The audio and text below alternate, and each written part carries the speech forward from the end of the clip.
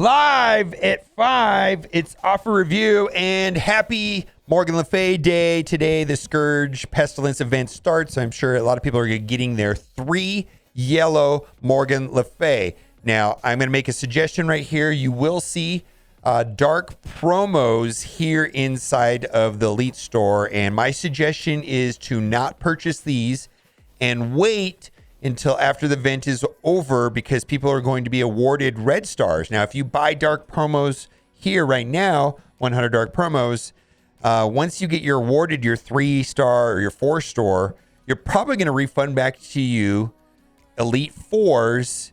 Thus, you threw away the dark promos. So do what you got to do. I personally am not going to be buying any dark promos for Morgan Le Fay until the event is over and we have our leaderboards payouts. Now, there's also, she has her own unique piece. So these are the purple ones, and she requires 18 of those, and those are going to be found quite easily inside of the purple gear raid orbs. Now, these pieces in orange, you need 61 of them to take her all the way up to gear tier 15. And those are found in a couple different places. Those are found in the orange elite orbs. They're also found in the orange war orbs 1 and 2. And then the second place that you can get them are in the stores, just the supply store and the war store.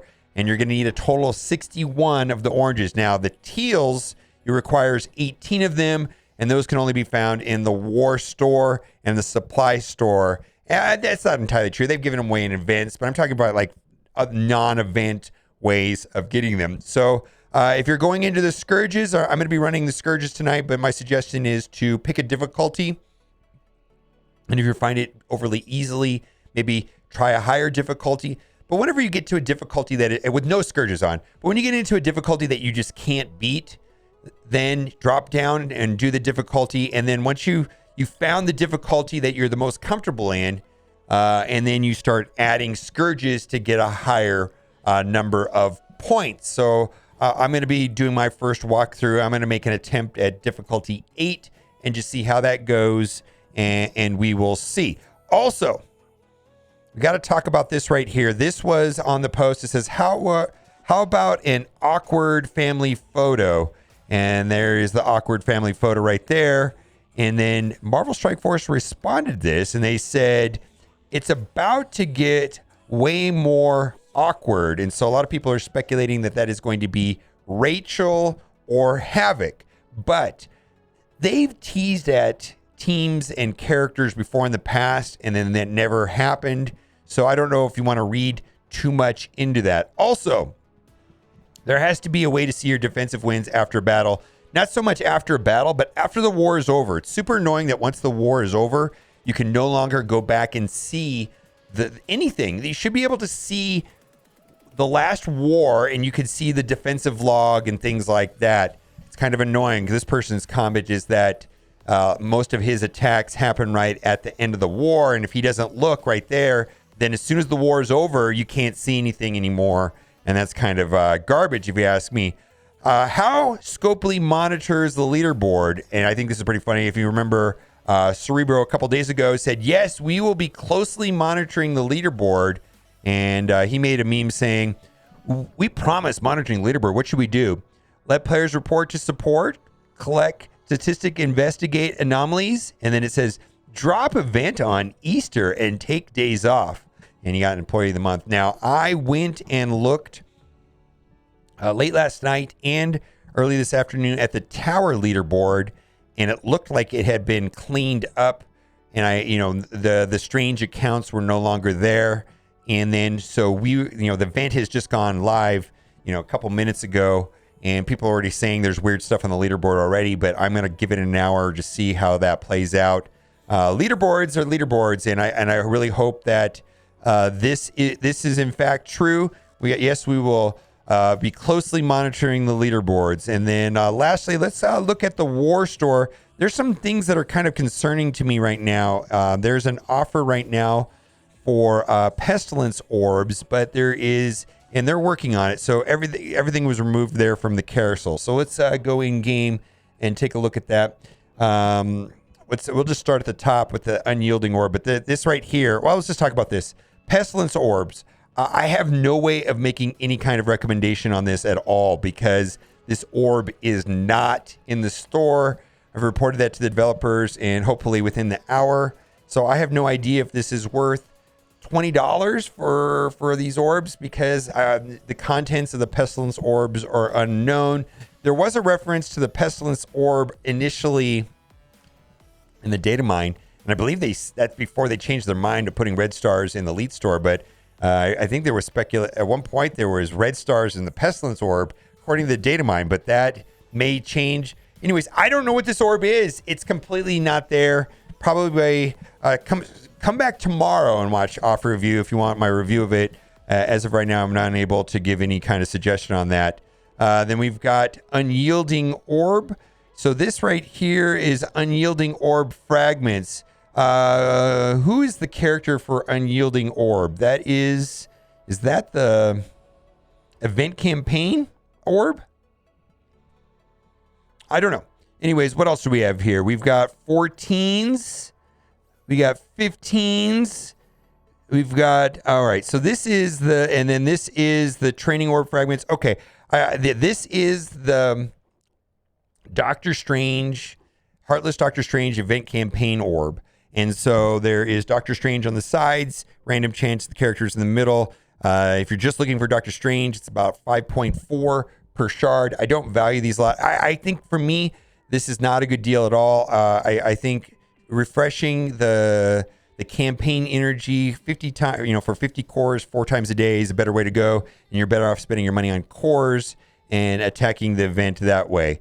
Let's move on. Limited time sale. Ooh, look at this. We've got Miles right there. This is the OG. This is the OG. Oh my God, this is such a sneaky offer. This is the OG Young Avengers, right? So Miles is actually a web warrior. So for $50, you've got 180. Boom, boom, boom, boom, and then these are part of the Young Avengers. So these are like the old characters, and if you need these characters. I think that's a fantastic deal. 180 character shards times 4 for $50 US. These are all the old characters. Miles is now on the Web Warrior team, and these 3 right here are used with Kate Bishop and Echo. So do what you got to do. That's interesting. Let's keep going down. We've got now. I'm expecting there to be I don't know, but I'm guessing that there's going to be Voodoo and Dark Hunter and Web Warrior offers throughout this event.